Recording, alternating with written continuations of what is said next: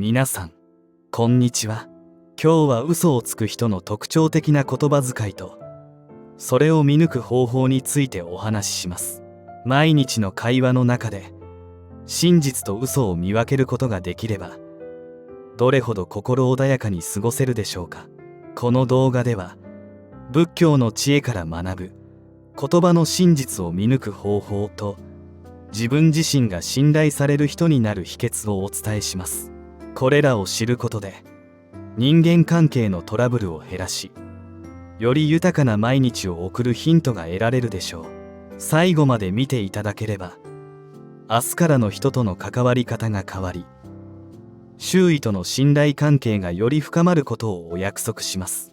それでは、古代インドの一つの物語から始めましょう。古代インドのコーサラ国に、ラージャという若い商人がいました。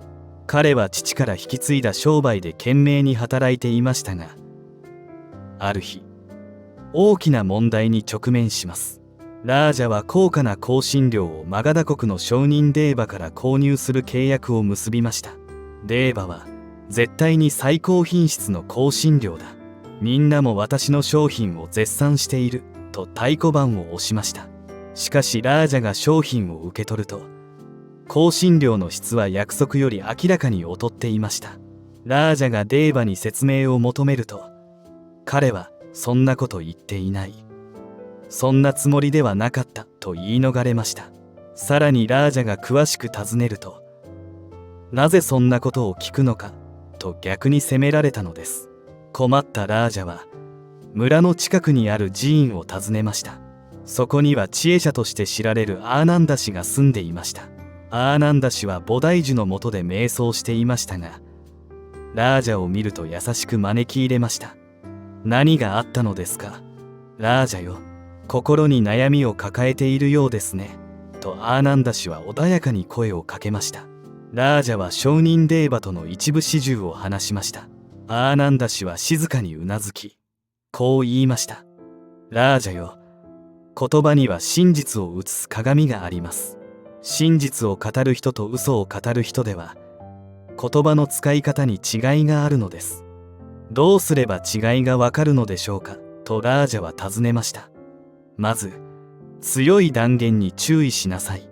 絶対に、間違いない、と過度に強調する人は、自分自身も不確かさを感じているからこそ、そういうのです。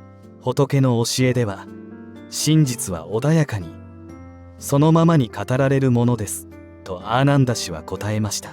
ラージャはデーバが絶対に最高品質だと強調していたことを思い出しました。次に、みんなが言っているという曖昧な言葉に注意しなさい。真実を語る人は具体的に誰がそう言ったのかを示せるはずです、とアーナンダ氏は続けました。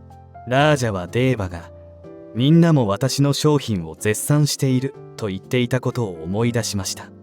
また、責任から逃れようとする言葉、そんなつもりではなかった、そんなことは言っていないという言葉も真実から遠ざかる兆候です。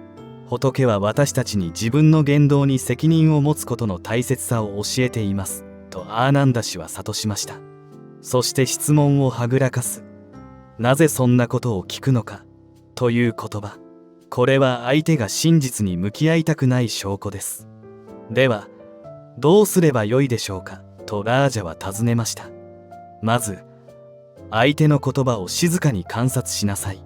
そして最も大切なのは、あなた自身が常に真実を語ることです。仏の教えにあるように、正直であることは最も楽な生き方であり、信頼を築く唯一の道なのです、とアーナンダ氏は優しく答えました。仏教の教えは2500年以上経った今でも私たちの生活に深い知恵をもたらします。現代社会でも言葉の真実を見分けることは重要な課題です。例えば、こんな状況を想像してみてください。プロジェクトの進捗が遅れている会議で、責任者が絶対に期限内に終わりますと強く断言している場面。このような強い断言が本当に信頼できるでしょうか。あるいは部署のみんなもそう言っていましたと主張する同僚。具体的に誰がそう言ったのか聞いてみると曖昧な返事しか返ってこない状況。これは仏教が警告する不誠実な言葉の使い方ではないでしょうか。私たちは日々さまざまな言葉に囲まれて生きています。その中には真実もあれば真実から遠いものもあります。仏教の教えを現代に応用すると次の5つの言葉に注意することでより真実に近づくことができるでしょう。1つ目は絶対に、間違いないなどの強い断言。例えばこのプランは絶対に成功しますという言葉。2つ目はみんなも言ってるという曖昧な一般化。あの店はみんな評判悪いよなどの発言です。3つ目はそんなつもりじゃなかったという責任回避。約束を破った後のそんなつもりで言ったわけじゃないという言い訳。4つ目はそんなこと言ってないという事実の否定。明らかに言ったことをそんなこと言った覚えはないと否定する場面。そして5つ目はなぜそんなこと聞くのという質問回避。先週の会議で決めたことはどうなったと聞かれてどうしてそんなこと聞くのと返す状況です。これらの言葉を聞いたときすぐに相手を疑うのではなく一歩引いて冷静に観察することが大切です。なぜなら嘘の裏には不安や恐れ自己防衛の心理が隠れていることがあるからです。仏教では正直であることが最も楽な生き方だと教えられています。嘘を重ねれば重ねるほどさらに嘘で守らなければならず最終的には自分自身を苦しめることになります。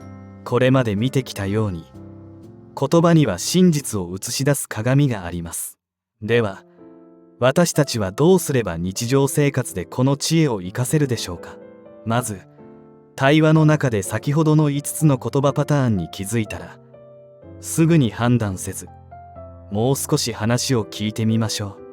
具体的に教えてもらえますか。もう少し詳しく聞かせてくださいと丁寧に尋ねることで真実により近づくことができます。